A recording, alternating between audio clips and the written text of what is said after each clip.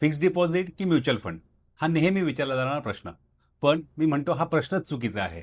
मी एका उदाहरणासच सांगतो. 2010ला fixed डिपॉझिटचे rate होते जवळपास 8.5% ते 9%. तेच रेट 2015ला झाले 7.5%. 2020ला तेच फिक्स्ड डिपॉझिटचे रेट होते 5.5% ते 6%. आज 2026ला फिक्स्ड डिपॉझिटचे रेट आहेत 6.5% ते 7%. ऐकायला बरं वाटतं ना? आता याच इंटरेस्ट रेटमध्ये आपलं आजचं इन्फ्लेशन 6 ते 7% ॲड केलं ना, तर 0% किंवा निगेटिव्ह रिटर्न्स असतात. आता हेच आपण म्युच्युअल फंडमध्ये बघूया. निफ्टी 2010ला 5,000 ने होता, तर निफ्टी आज आहे जवळपास ₹24,000 आणि ही ग्रोथ आहे जवळपास 5 पटीची फक्त गेल्या 16 वर्षात. एफडी तुमचं कॅपिटल प्रोटेक्ट करतं, तर म्युच्युअल फंड तुमचं कॅपिटल कंपाऊंड करतं. त्यामुळे fixed deposit versus mutual fund हे चुकीचं कंपॅरिझन करूच नका.